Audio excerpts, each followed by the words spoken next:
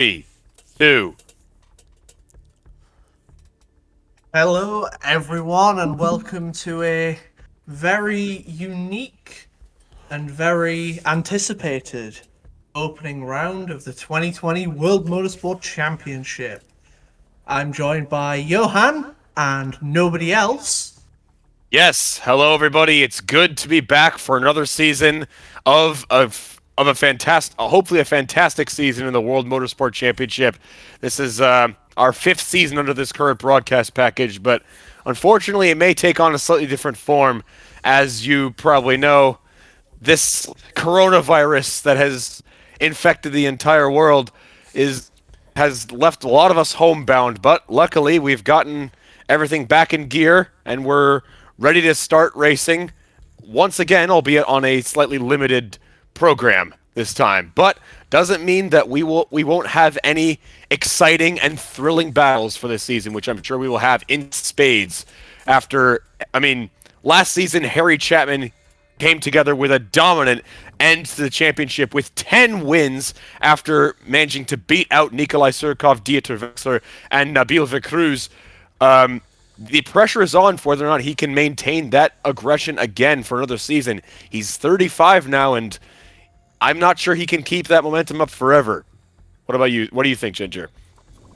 I'm more interested in the cars themselves. Obviously, with everything going on, there's only two semi-spec packages being provided, some air turboed V10s and some KERS hybrid V10s. So maybe such limited engine specs will rein Chapman in.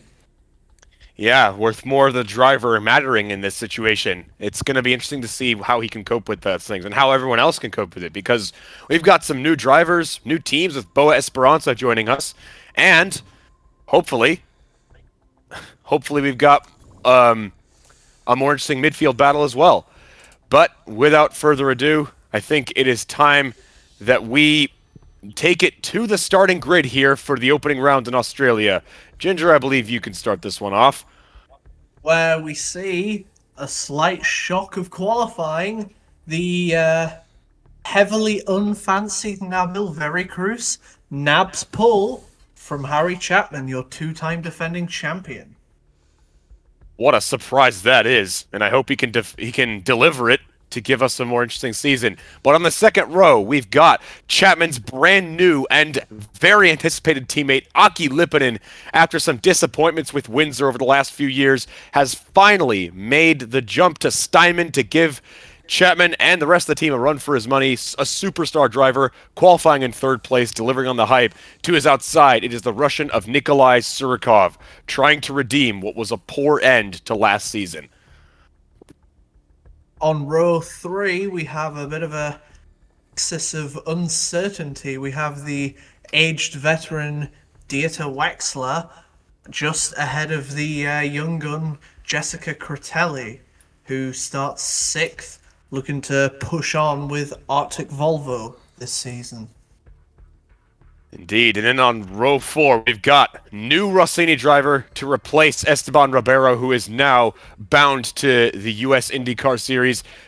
Sanjay Modi making his start with the Rossini team has been a bit of a difficult start, hasn't come to grips with the car very well, and we know that Rossini are struggling for high-end talent with their lack of championship success in recent years. But Modi is going to try his best to improve as much as he can. And to his outside, it is perhaps one of the funniest and most intriguing stories of the offseason.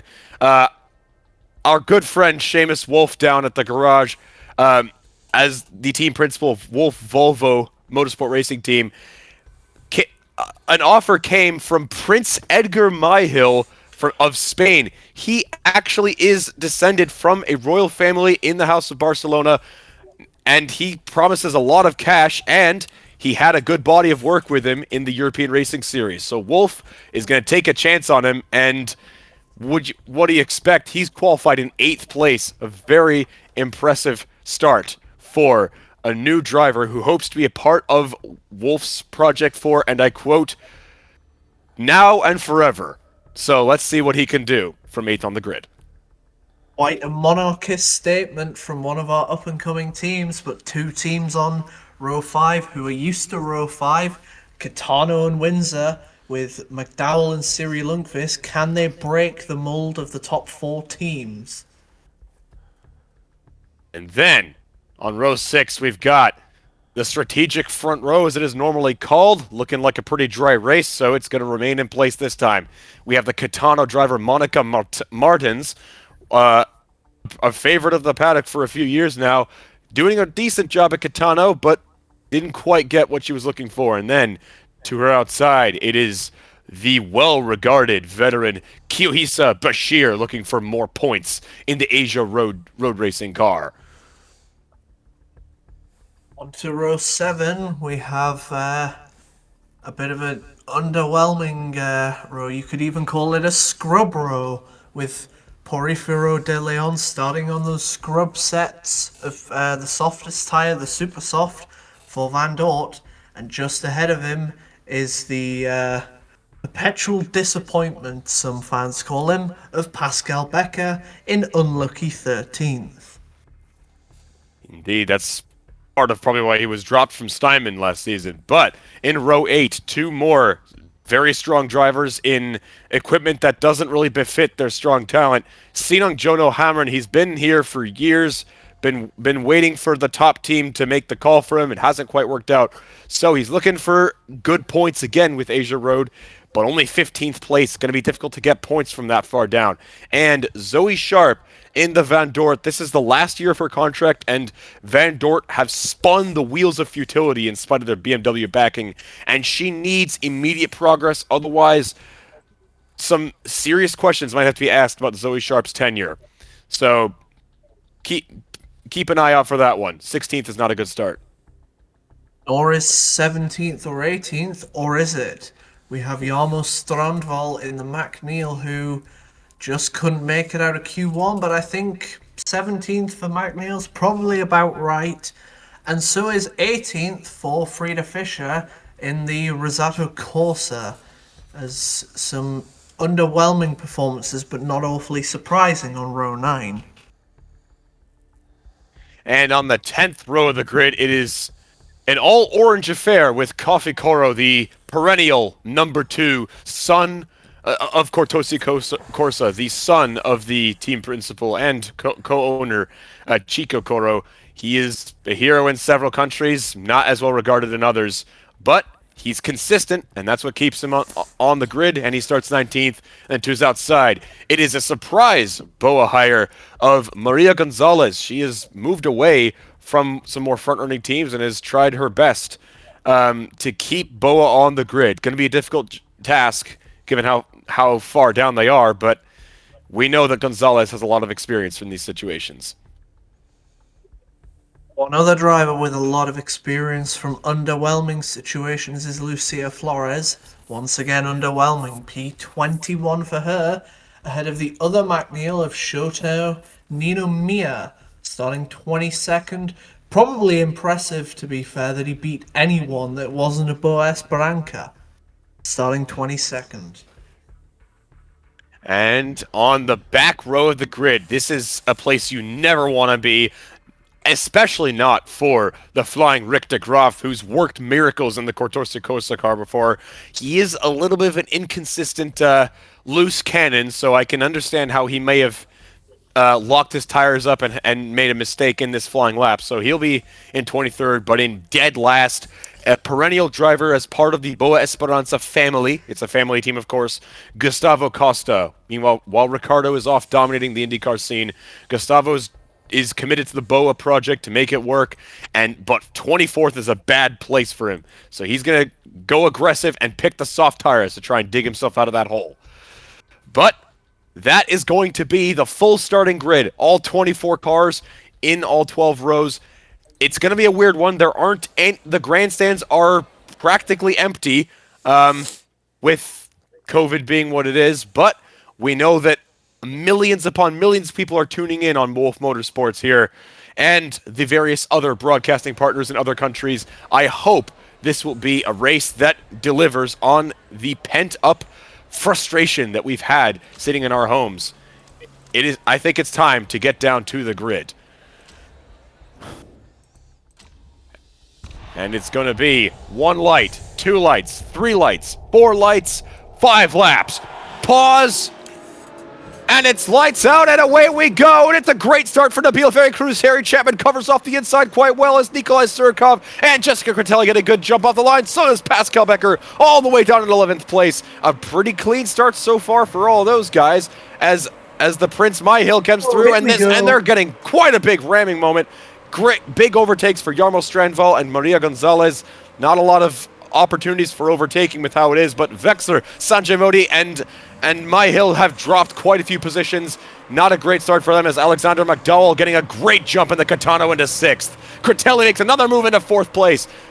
That was a great move from her. She's got a special package from her engineer to get the jump off the line. It's been rumored at least.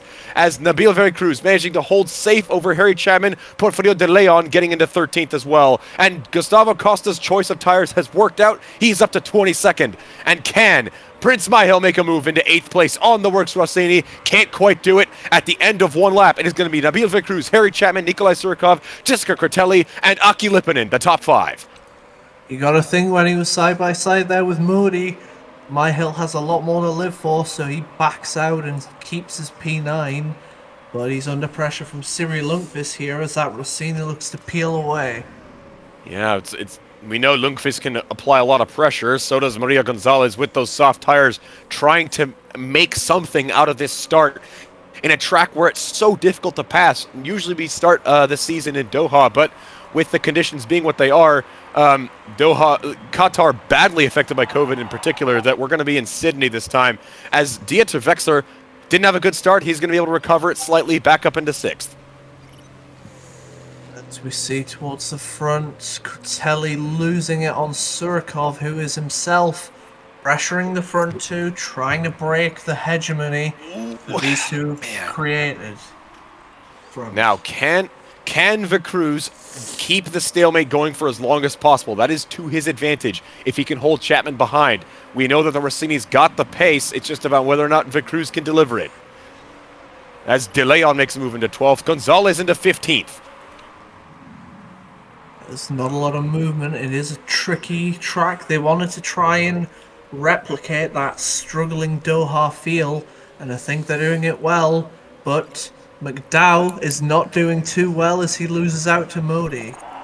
Oh, and Lipponen's going to be able to make the move on Jessica Critelli. She's going to lose 2 positions in 1 here, potentially. No, she's able to just hold on over Dieter Vexler. A close move, but she's able to keep the pressure on. But Aki Lipponen is recovering from a suboptimal start and keeping the number 2 Steinman car in the correct position for itself. But Critelli will not give up. She's going to get it back. Side by side through the infinite switchback section, but Lipponen looking for another switchback up the hill as we cut to De Leon, who's overtaken Martins. Good move there from the former Wolf Volvo driver. He is making a good move. Chapman and look at Chapman. On lap 4, Terry Chapman's in. He wants to break the stalemate. He told Jeffrey Batchelor, his engineer of the radio, this does not work for me. I need something different. And Jeffrey Batchelor provided him with an insane strategy to make this big undercut work. And I think this might work for him. We know that Harry Chapman can execute when it matters, so it's all down to him to get these outlaps right. He said, Bacho, my tires are dead, and for once he wasn't lying. As reference to a comment he said last year when he was in perfectly good shape, despite saying that it was not. Anyway, Nabil Veracruz now leads over Surikov and Critelli on the podium, and there we've got, what is this? More people in the pit lanes. It's the Prince in. Along with Dieter Vexler ahead of him. Let's see what... Oh, boy, it's going to be a slightly suboptimal pit stop, but he's going to put the hard tire on. Interesting call. Gap. I like it. Look at the gap that Chapman has, sorry. I know he was already ahead, but still. 5 seconds, a great start from him, especially with... That might be a sign, though, that the tires that they qualified on might be beginning to grain here in these high temperatures.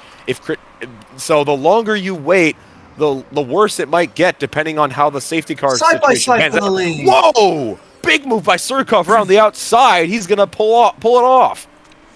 Meanwhile, only Wolf Volvo MRT as Coro spins. Only Oh Wolf my God, not MRT again. Volvo has elected the hardest compound medium tires. As we see Critelli making a move before the hairpin. I like that call, though, from My Hill, though, because you want to go as long as you can in this track where overtaking is slightly at a premium. The infinite switchback section in particular here, what we're about to see as we ride on board with Jessica Critelli, it is difficult to make a pass here, so if you can gain as much pace as possible and use the lack of pit stops as your overtaking tool, that can really be a big benefit later on in the race. Oh my word, as we see a mighty midfield battle with both Windsors and De Leon of Van Dort, who started on the scrub set, seems to lose out. There goes Lippinen. As Lippinen's in. All right, let's see what he's going to go for this time. He'll put the middle compound on along with the rest of the field. It seems like everyone else is on a pretty similar pattern besides the Prince here in the Wolf Volvo team. Meanwhile, it is still going to be a good start for the Rossini drivers that haven't. For the Rossini drivers, it was a good first lap led, but how long will they stay out here? Do they want the advantage later in the run? As we're hearing over the team radio, box Critelli box. We see My Hill racing here with Lippinen. There is that compound difference, but My Hill should look to try and pass on those cold tires. Good move by Bashir as well. Those soft tires are really starting to collapse. It's not looking good for them. Critelli knows it. She's going to come into the pit lane. So they're all filtering in one by one here.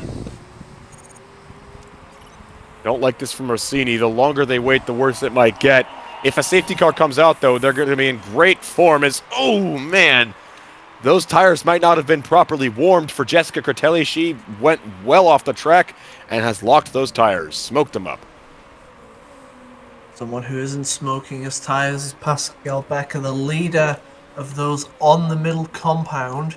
4 seconds off Modi in third, but looking good for now as we see Hamron just behind, sliding his way through in the slip and slide section of the track.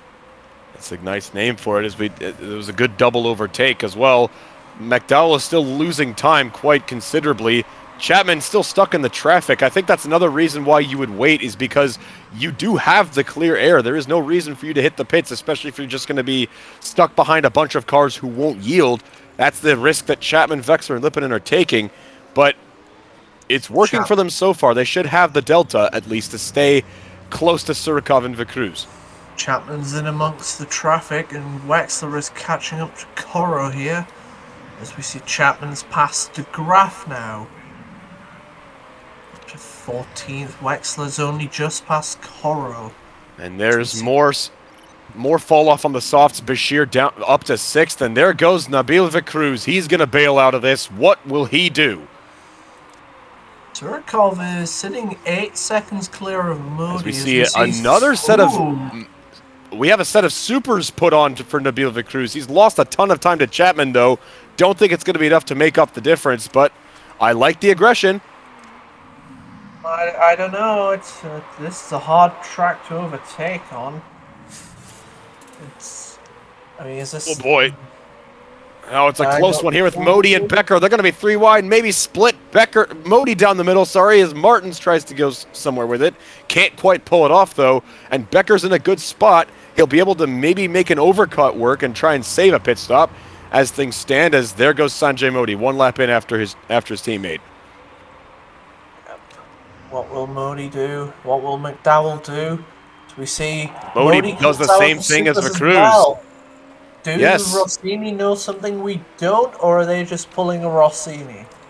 Doing what they normally do. Well, I guess not normally. It's a bit of an unfair comment. They struggle sometimes when the strategies are more 50-50, when it's not obvious, but this is a situation where those strategies aren't necessarily known from the start. So if they are confident in doing something different, it might pay out for them, but it usually doesn't. As we see both of the Wolf Volvo cars trying to gang up on Coffee Coro, I don't think that was fully necessary to waste so much energy on that, but gets through easily with Myhill and Critelli as Surkov and Martins come in.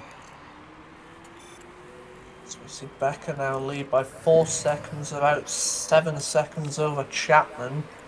Would be ideal for all of those who were lucky enough to get the option to start on the middle compound for a safety car right now. Oh my god, and there goes Wolf Volvo trying to pull off team orders to stop Nabil Vicruz. That was interesting move, a bit of a weird place to do it, but it seems to have worked. Well, Prince and the Spanish fans won't be happy as he's forced to move out the way and then gets overtaken by Veracruz. And there's Vicruz making it through easily. Chapman now has both of the Asia road cars ahead of him. Should be a pretty easy overtake, but he's going to get stuck. Hasn't found a way through yet. And there's Hamrin trying to make a move on his teammate. Oh, side by side go the 2 Asia road cars. Oh, Chapman must not be enjoying this. He needs to find a move into this uphill section. Can he get the overtake? He's not going to, as there goes Hamrin in a second. Nope, Chapman's still flailing behind in the side-by-side section, the slip and slide. Oh, he lost time. Move. Here he comes, here he comes. He gets through, and Vexler's able to get through as well. He just cut a whole second of time off with Chapman being forced to wait. So that is really good news for Dieter Vexler if he can keep this aggression up. Pascal Becker still has the lead, though. He does. Critelli and Myhill still stuck in this midfield behind Nina Mia, who hasn't hit yet. Meanwhile, Surkov battling and gets with Myhill. Speaking of Surkov, he chose for the hard compound. He thought that Myhill was onto something, and he's going to try and go for the same idea. And he gets pushed around the outside of Jessica Critelli. Gets a great move there by the former championship contender of Nikolai Surkov. And he's not done yet. This is going to be a move on Shota Ninomiya into 13th. I like what I'm seeing with the hard compound. That's going to be a good tire to use later in the race. That's Wexler catching the Asia roads at a good spot. Can he get it into turn 1? No, he can't. He's going to be stuck. No! Oh, couldn't quite pull it off. He'll be stuck for half a lap now if he can't pull this move off now. Here at the first or the second hairpin.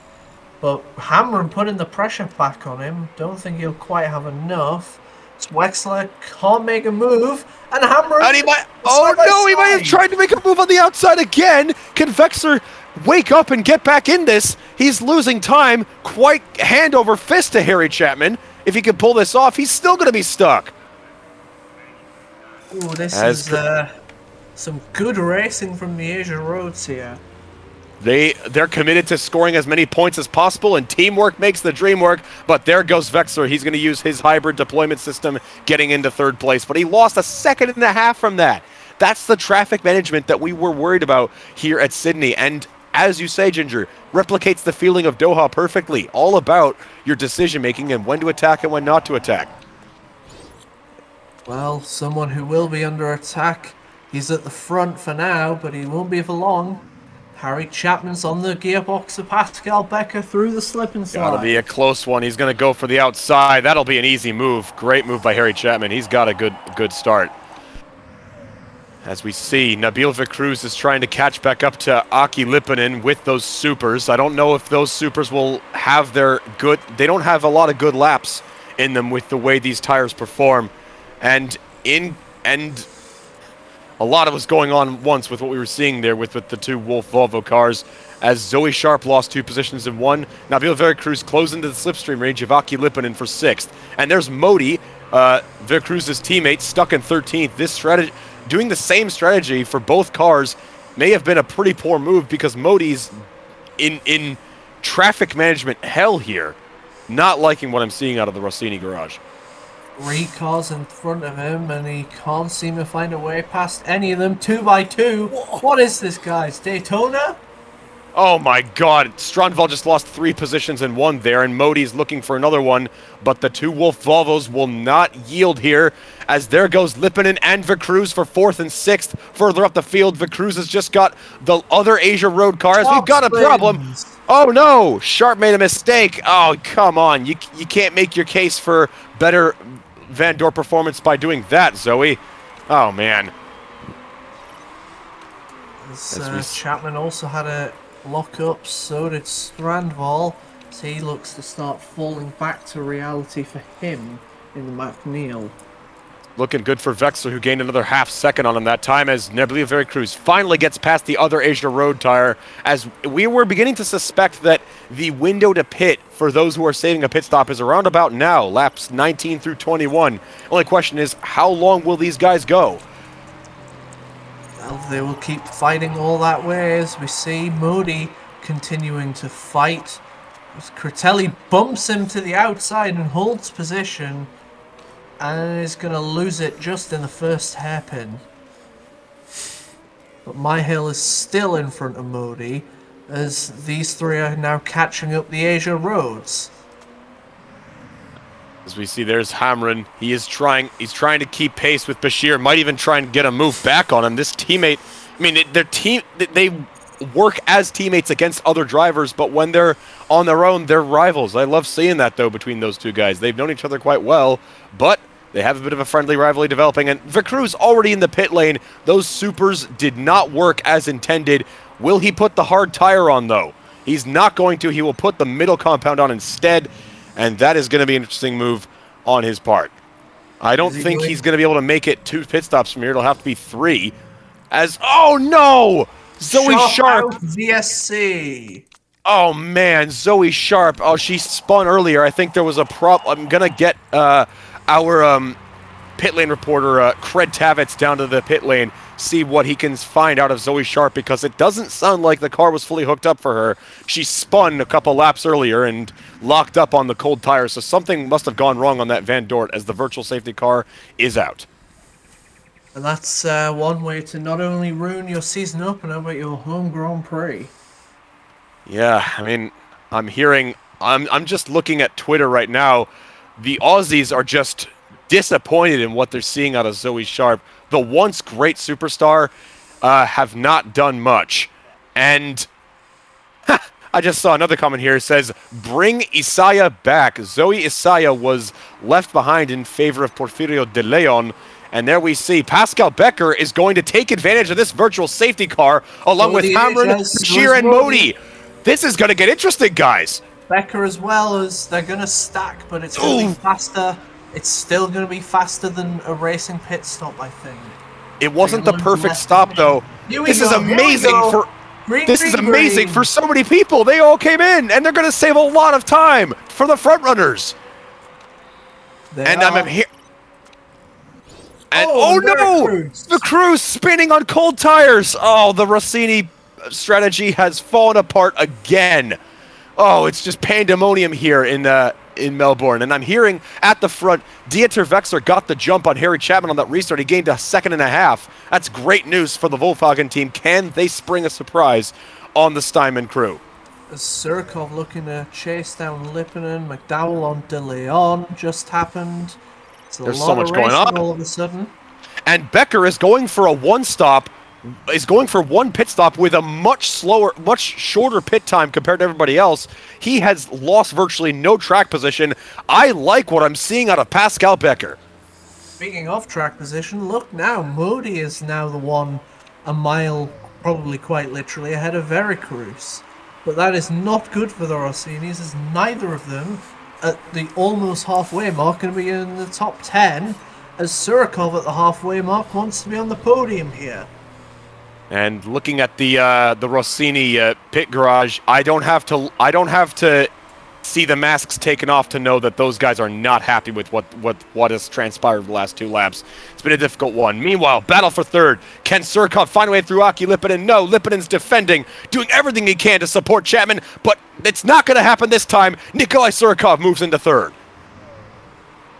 As Pascal Becker clears Monica Martins into 7th place. A good start for him. He's got a lot of work to do, though, to make up the pit stop delta that he had over Chapman, but has lost, is Porfirio de Leon looking for 10th place as well. I don't think the qualifying super soft tires are going to work here.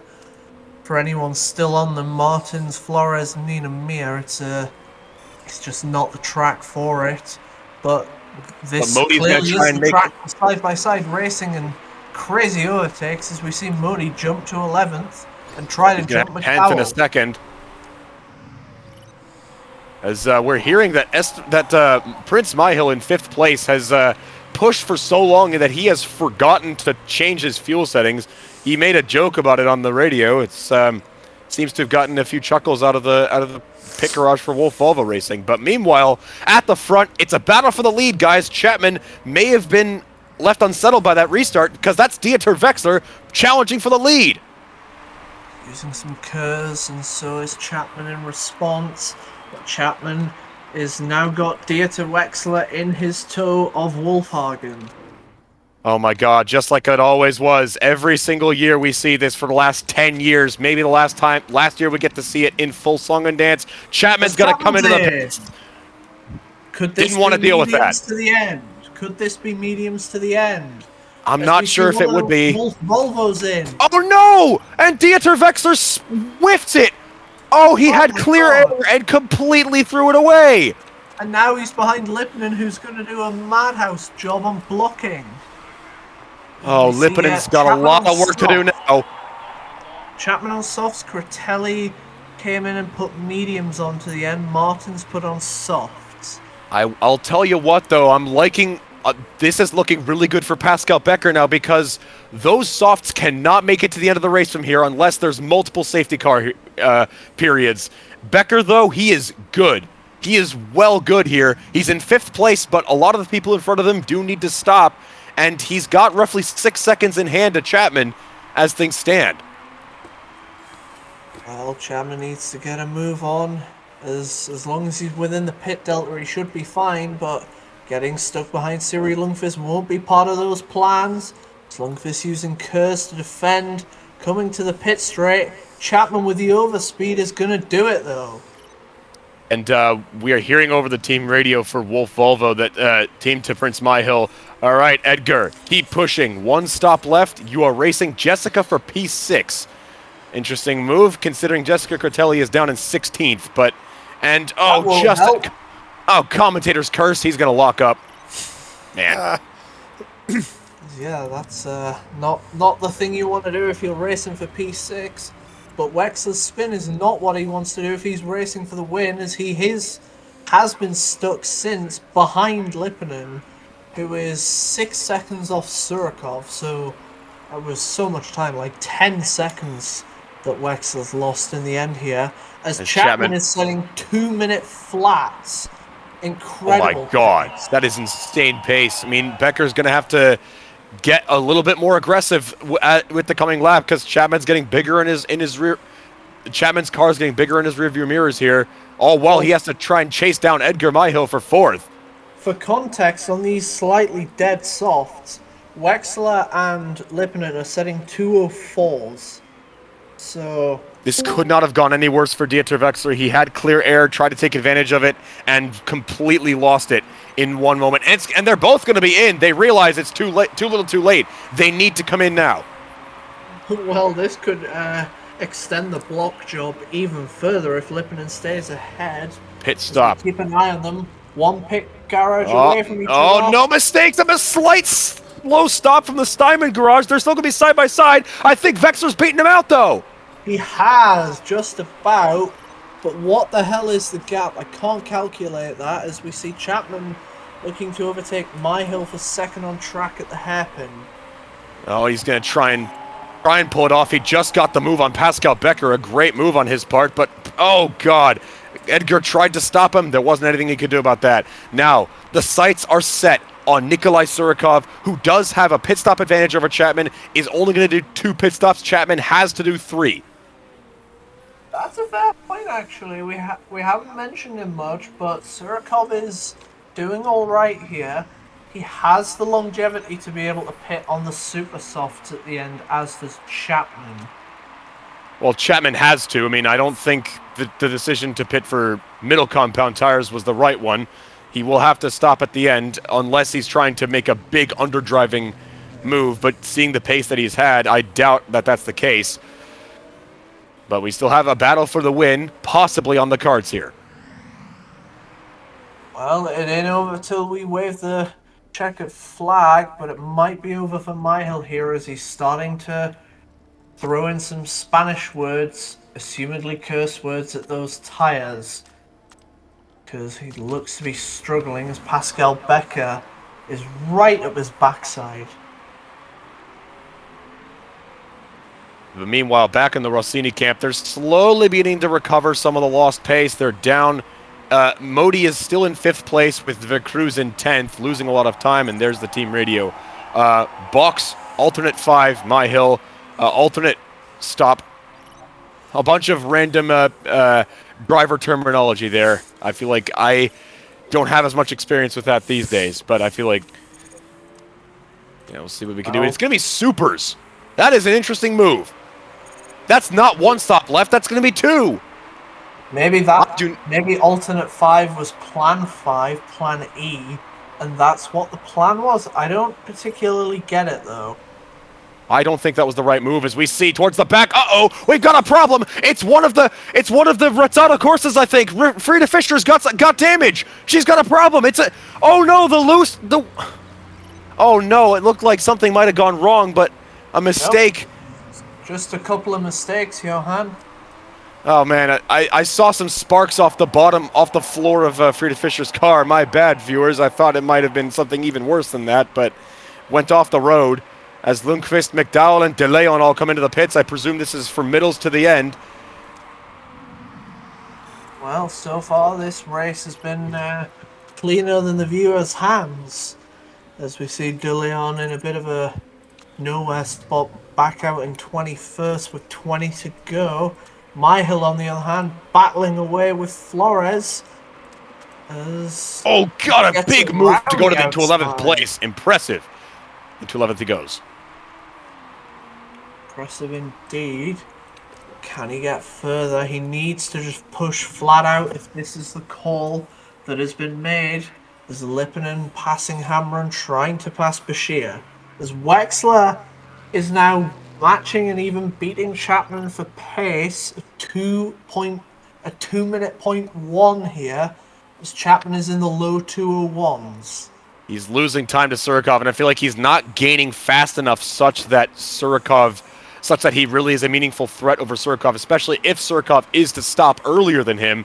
That will give him a little bit more breathing space over Chapman towards the end of this race. And speaking of Asia Road, as you mentioned, Bashir, they are in an interesting situation. They're 7th and 8th, but they do have a potential pit stop window developing in the next few laps. They need to clear the massive gaggle of cars that is held by Rick de Graaf in 12th if they want to have any chance of scoring points today. Well, first of all, they need to actually make it there as Veracruz haranguing Hamron as... Can't make a move now. Hamron just controlling the pace nicely, staying away from his teammate, doesn't want anything bad to happen. But Veracruz still haranguing for the entirety of Sector 1 and still can't make a move. This is what everyone was fearing, is that it's difficult to make a move. But again, Frida Fischer goes off the road. That's the 2nd time in 3 laps that there's been a mistake from Frida. Difficult one there. And I'm hearing from our pit reporter that Zoe Sharp had a bad fuel line that might have caught her. Oh no! And it's Zoe Sharp. It's happened again. Oh no! And it might have been a collapsed suspension for Zoe Sharp that caused her to crash. And it looks like in this instance, it is a bad fuel line for Porfirio de Leon, and it's going to be both Van Dorts out of the race. On the first race of the season, they're going to be last and second to last. That is as horrific as it gets. Unbelievable. Well, very Cruz past Hamron, but further up, Wexler did a double move on Modi and Becker, who are now fighting side by side up the hill, as McDowell locks up further back.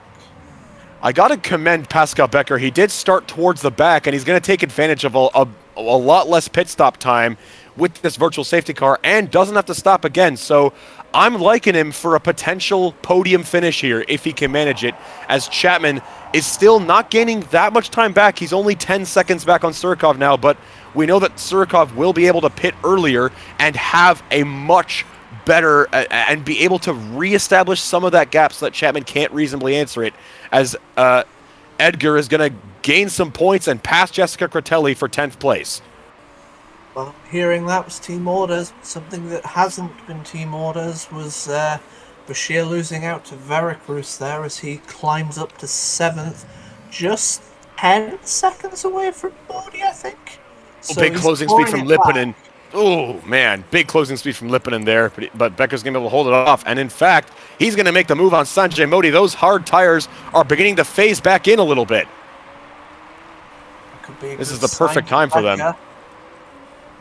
And I was going to mention that Jessica Critelli, despite her strong performance, her inconsistent but good performance, she did get a podium towards the end of the season. Seamus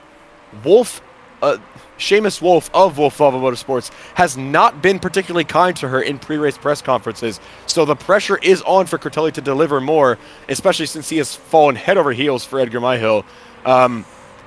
It's been an interesting one to see her try and manage those hard tires for as long as she can, as we see this humongous battle between Becker, Lipponen, and Modi. But I think Modi's at the center of this losing battle. But there's Lipponen getting past Becker again, getting really difficult for Becker and Lipponen to keep each other out of their gearboxes.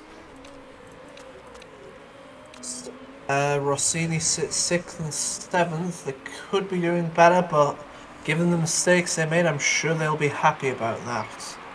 Yes, they made a lot of mistakes. It's not the end of the world. They also saved some of the time they lost with their bad strategy. And there goes Edgar Myhill into 9th place. Head of Hamrun in the Asia Roads, who've seriously impressed today, but can they make it count when it matters? Well, we're approaching the pit window to stop a second time for Bashir and Hamrun. This would be a good time for them to do that. They've got a reasonable pit gap to Coffee Coro at the very least. There's still a little bit of a risk of traffic management, though, when all is said and done, if they can score.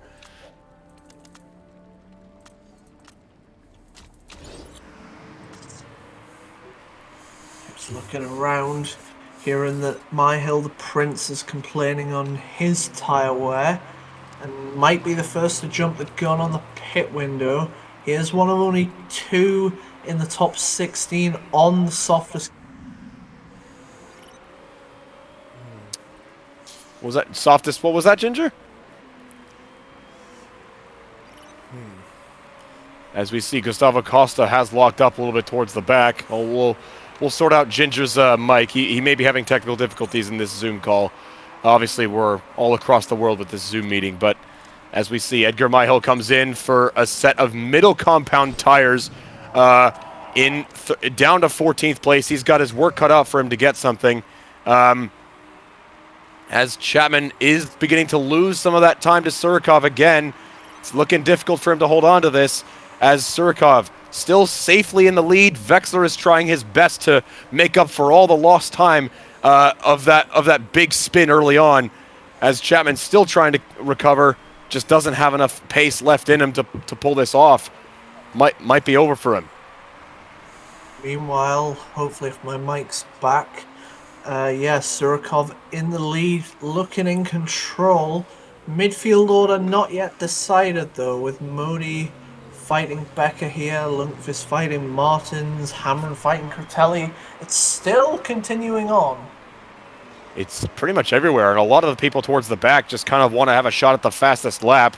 Strandval, Lucia Flores, Shotanina Mia, Rick de Graaf.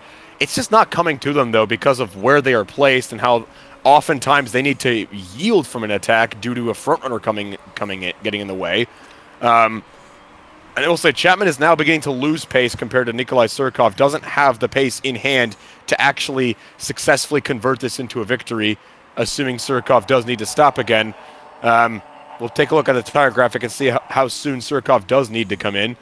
It's getting pretty close to that window for him. If Surikov does come in, this is looking really good. It's going to be a grandstand finish at the very least. As Jessica Critelli moves into 8th place, those middle compound tires are working quite well for her. Well, they're the mediums, but they are the hardest tire available. The hardest, yes. My bad. As that's exactly what Surikov has rode out on into the sunset. And Chapman is still committed to this tire as long as Surikov is out there. Wants to keep the pressure on. Waiting until... It's a question of waiting to see who blinks first. There goes Nabil Vicruz in, presumably for supers to end this race. It's been a rotten day for Rossini. Can they recover any points from this one? Uh-oh. What's There's this? rain coming. Oh shit! Oh no! We did not expect this at all. This is a humongous surprise as we see towards the north side of the track. There's rain developing. No one could have expected this. As what is that? The Rossini pit garage have put intermediates on Nabil Vicruz's car. Could this be a masterstroke, or could this be a big failure? Well, It we'll looks like see. it was way too early. Oh no! Ranval looking to pass Veracruz through the slip and slide, which might get a little bit more slippy now. As Sanjay Modi is in the other Rossini, and Rick de Graaf's crashing Oh the no! weather. It's getting really difficult out there. Rick de Graaf just slid off the track and into the wall. Oh no, that's our third DNF of the race. And it's not looking good for at this point, guys. And it's the third car in orange to DNF as well. It's all DNF. Wow. Never could have anticipated that. It all came in right at the end. Meanwhile, though, Dieter Wechsler is racing to catch up to Harry Chapman in time. Harry Chapman is losing pace lap by lap, and it's looking better and better for Nikolai Surikov. He needs to come in sooner rather than later, and he's in. This is presumably for the intermediate tires, as is Harry Chapman and Dieter Wechsler. They're all in for the intermediates. Rick de Graaf's crash must have triggered them to make a move. Yeah, it is all in. The car I saw must have been a lapped car, as they're all coming in at the front, and mistake! Chapman made a mistake with the pit stop! Oh no! And that was a slow stop. The Steinman pit garage were not ready for the intermediates. They didn't have the tires rolled out in time, and he lost 3 seconds to Nikolai Surikov. That might be game over. I think Surikov might be able to convert this now. well, some incredible fortune for Surikov, but he still had to put the drive in as 7 seconds with 7 and a bit to go. Seems kind of insurmountable. It is not looking good for him, and there is Surikov's. It seems a lot more confident. He is finding the grip where Chapman is not. Hamrin and Monica Martins have not come in. They are desperate for a safety car, but they will not wait any longer. In goes Jono Hamrin and Monica Martins. They will be able to bring it in, but will Hamrin salvage some point? We know Bashir is in there. Could Asia make it a double points finish? They're gonna. It looks like it's gonna be a close one, but Hamrin comes out just ahead of Siri Lundqvist. As another orange car retires, it's Gustavo Costa in the Boa. Not a good day for Boa. Maria Gonzalez is dead last among the drivers that are still left driving. Hasn't been the race she was looking for. I gotta say, but she could still spring a surprise, maybe beat Coffee Coro, but at the very least, they are ahead of Van Dort due to their mechanical problems today. So it's not the end of the world, but they need to show more attacking pace to prove their ability to deserving ability to stay in the championship. Or maybe the racing gods just need to be kinder to the orange cars. And there goes Edgar trying to make a move on Alexander McDowell is going to get a move into 11th. Got another 2 seconds to try and get past Sinam Jono Hammer. It's going to be a tough ask. He's going to hold on to it. We're on for now, but this is tricky conditions at one of the trickiest tracks, and he loses back. Man, this is not looking good for Sinam Jono Hammer. He's going to come under pressure really quickly for 10th place, all while trying to pass Siri Lundqvist, who has actually gotten back at him. It was a good move there, but I don't think he could quite pull it off. As it'll be good news for Sanjay Modi. In his debut for Rossini, he's going to bring home 5th place in spite of poor strategies and, a lot of missed opportunities. But so that's good. Turn 1 there. Ooh, and we're hearing, and I'm hearing on the team radio for Edgar Myhill, Seamus Wolf himself has come across and has said, "That sucks. Apologies to Edgar. We cost you a good result." Oh man, Wolf is kicking himself with the strategy that he did. It was under the assumption it would be dry to the end, and it has not worked. But it has worked for the man at the front, Surikov, holding that 7-second gap with now only 3 and a bit to go. That was a strategic masterstroke on the part of Nikolai Surikov. He came into the pits really early as well as Chapman. Chapman didn't quite have the right idea, and he was able to actually, in his defense, run Surikov down as much as he could, and might have had a shot at closing him down, but that disaster at the Steinman pit garage, they just weren't ready for him. Maybe just rustiness out of being out of racing for the last 5 months. It's mid June, early July, and it's mid June, early July at this point. We were supposed to get started in March, and that poor loss of time, or that time away from the spotlight, time away from the circus, has maybe left these Steinman pit garage people rusty. You never know. All they have to do is show up, because that's what they're getting paid for. As Martin's looking to get paid for some slick overtakes, this time on my hill into the hairpin. Well, this is not over yet for Michael or Alexander McDowell, because they're right behind Sino Jono Hammer, and this battle for 10th is really heating up as Siri Lundqvist is also trying to catch Kiyohisa Bashir. The points for Asia Road are not secure by any stretch of the imagination yet.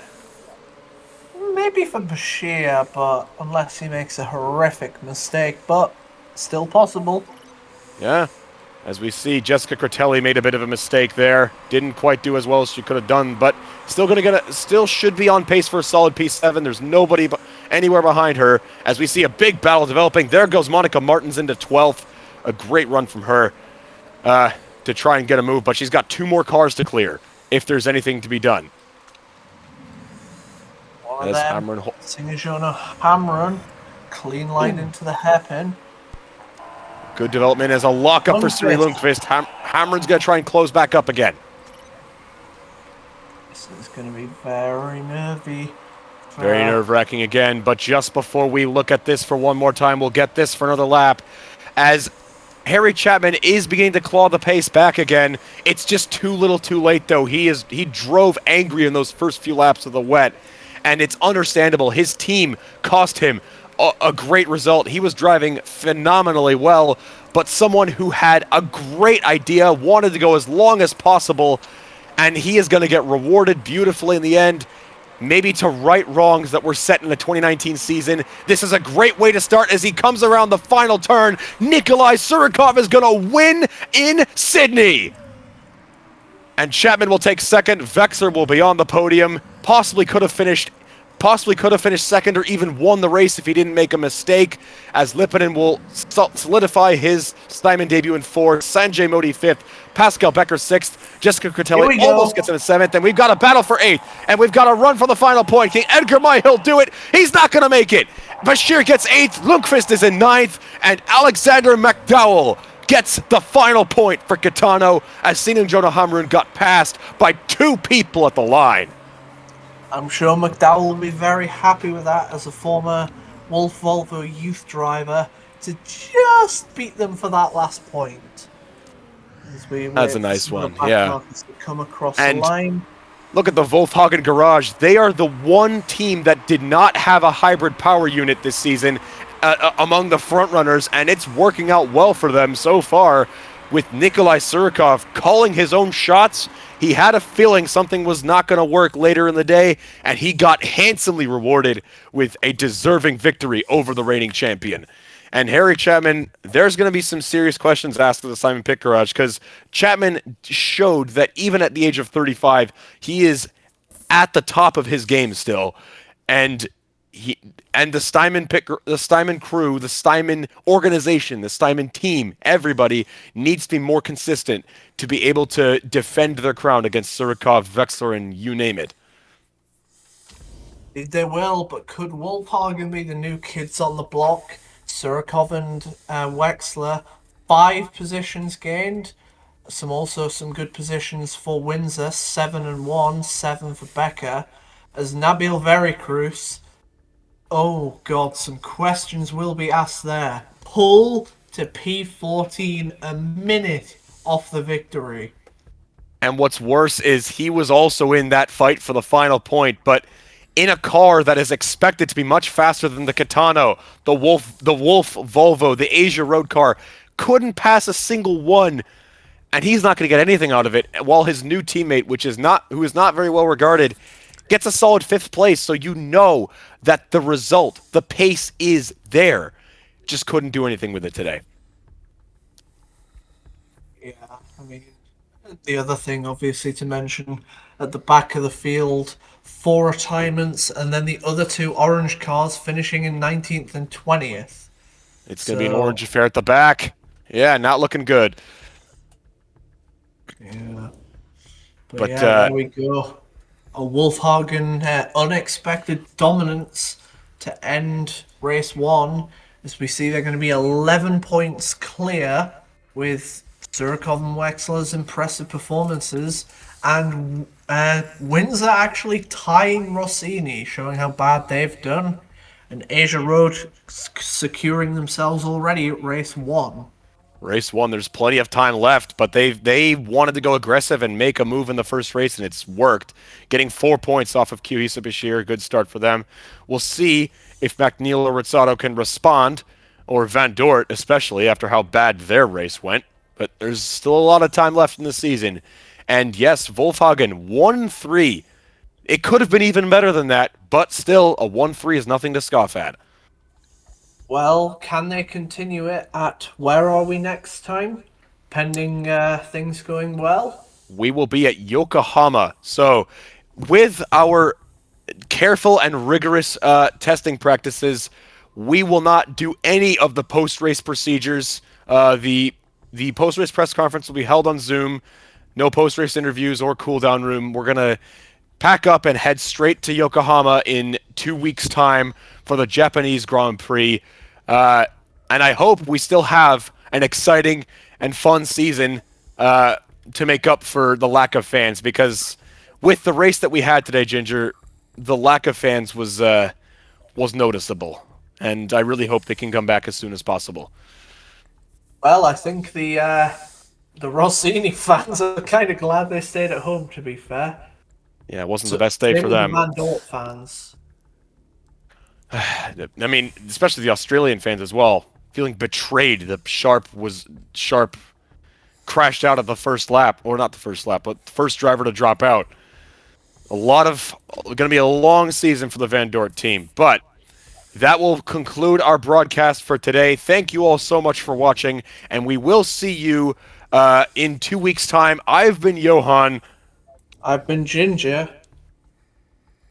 and thank you guys all for watching. See you in 2 weeks.